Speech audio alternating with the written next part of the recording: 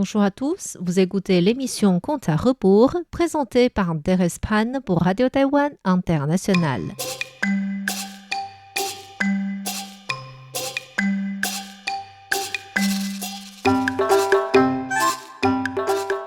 La semaine dernière, nous avons vu comment grâce à l'aide de Lai Buyi, Yu Yingwen pouvait se mettre à l'école du ministre des Affaires militaires, Chen Kangbo, qui était en investigation secrète.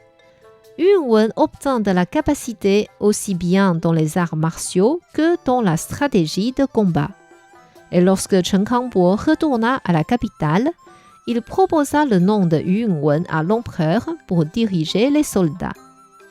Convoqué par l'empereur, Yu Yingwen arriva au palais. Il suivit Chen Kangbo à lutter contre l'armée de Jing et tua successivement 3 grands généraux ennemis. L'empereur admirait ainsi son courage et sa capacité dans les arts martiaux. 6 mois passèrent ainsi. Un jour, l'empereur tint une réunion au palais et dit à tous ses officiers : « Depuis que j'ai accédé au trône, l'armée de Jing n'arrête pas de nous envahir. Nous avons déjà perdu une grande partie du territoire. J'ai reçu un rapport secret hier qui montre que le roi de Jing a nommé Li Tong le grand général et celui-ci dirigera plus de 600 000 soldats pour nous attaquer. Notre dynastie est en grand danger. Que pouvons-nous faire d'après vous ? » Les grands généraux de la dynastie des Song étaient déjà tous décédés. Les autres officiers se regardaient les uns les autres d'un air apeuré sans oser piper mot.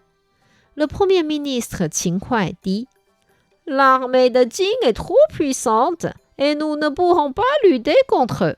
La paix est ce qu'il y a de plus important.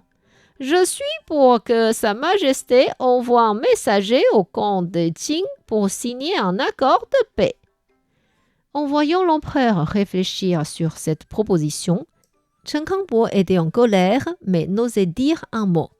En réalité, étant le chef des militaires, s'il prononçait des mots contre le premier ministre, il y aurait comme une rupture dans le gouvernement et les officiers ne pourraient plus coopérer.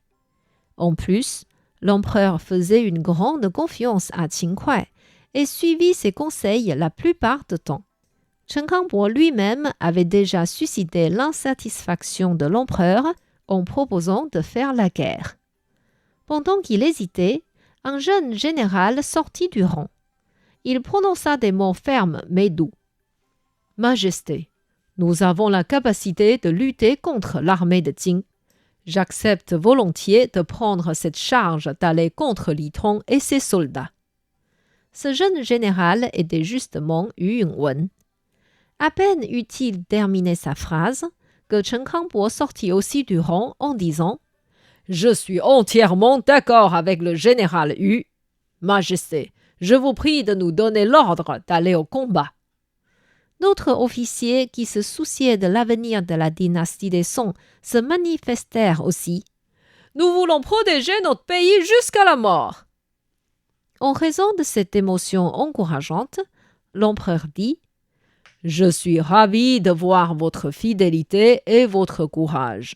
Je nomme aujourd'hui même le général Yu Yingwen pour aller au sud du fleuve Yangtze-Jiang, recruter des soldats volontaires et lutter contre l'armée de Jing. » Yu Yingwen reçut l'ordre et retourna sous sa tente.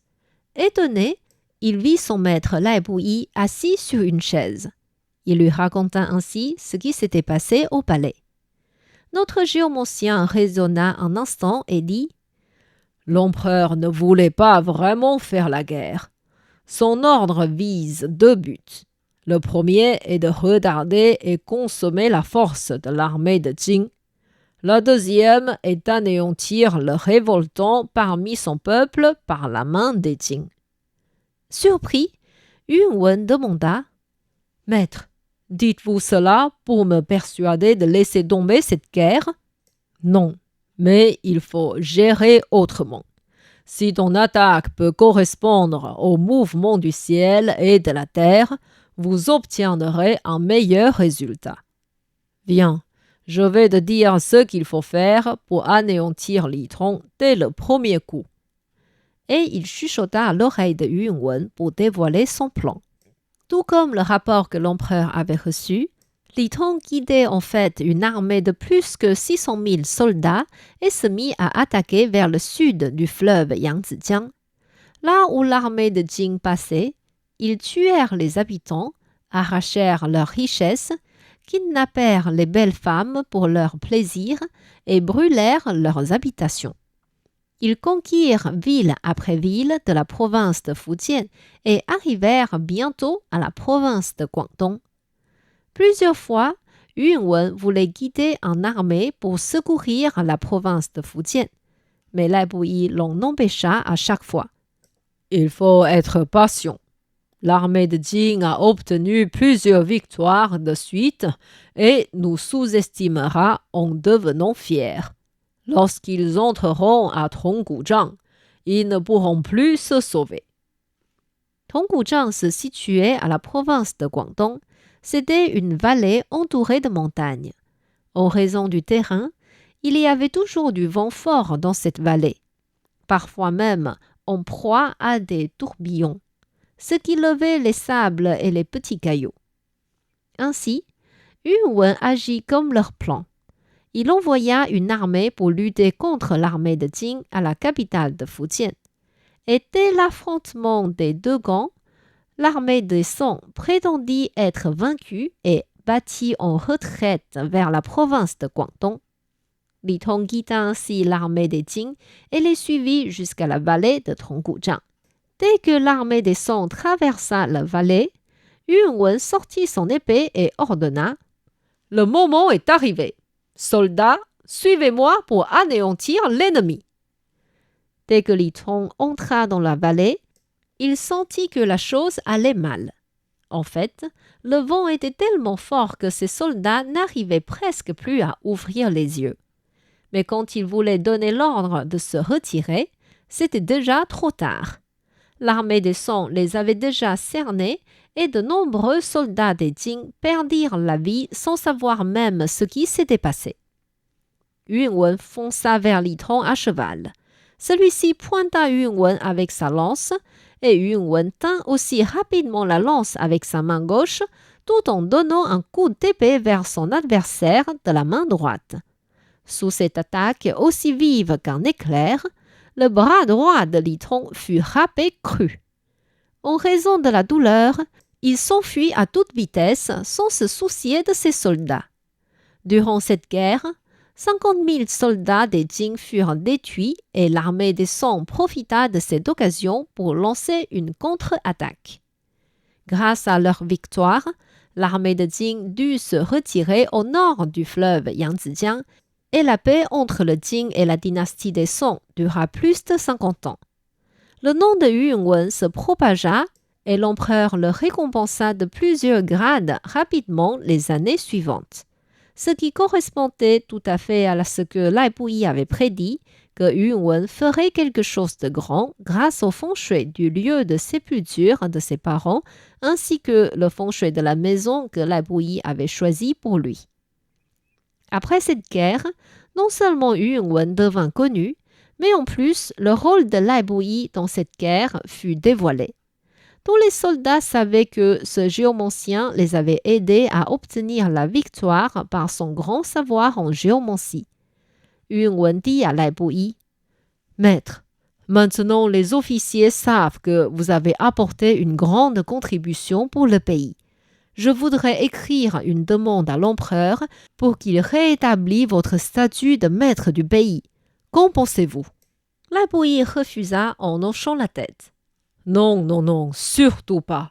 D'après le feng shui de la tombe ancestrale de ma famille, je n'aurai que de la réputation, ni statut, ni richesse.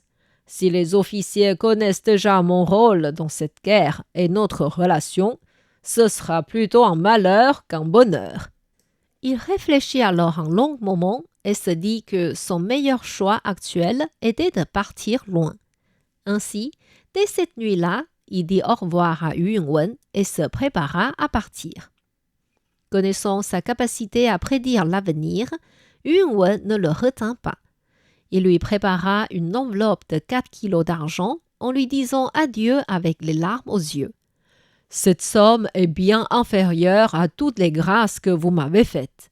Je ne sais pas si nous pourrons nous revoir un jour. Je vous prie de prendre bien soin de vous. » Lai Buyi quitta ainsi la colonie et lorsque Yun-Wen retourna sous sa tente, 6 cavaliers arrivèrent aussitôt à la porte. Leur chef cria « Où est caché le criminel Lai Buyi? Sortez immédiatement !» Farouche, Yun-Wen tapa son bureau et dit « Qui est cet audacieux qui ose crier dans une colonie militaire ?» Terrifiés, les 6 cavaliers descendirent rapidement de cheval et dirent en s'inclinant « Nous ne savions pas que vous étiez ici, général Yu. Nous vous prions de nous pardonner. Nous sommes venus sous l'ordre du Premier ministre pour saisir Lai Buyi, le criminel recherché. » Yun-Wen était en même temps ravi que son maître se soit déjà enfui et fâché contre le Premier ministre qui cherchait à anéantir les fidèles au pays. Il dit donc froidement « Monsieur Lai Buyi a apporté une grande contribution envers notre pays. Même s'il avait commis un crime, sa bonne action pourrait compenser son défaut. Je présenterai ce dossier devant l'empereur demain matin et tout sera fait selon la justice. Partez immédiatement, sinon vous verrez que mon épée est sans affection. » Il chassa ainsi ses 6 cavaliers de sa tente. Est-ce que Lai Buyi échappera bien de la main du Premier ministre? Que deviendra-t-il dans la suite? Je vous invite à revenir la semaine prochaine dans l'émission Contes à rebours pour la suite de l'histoire.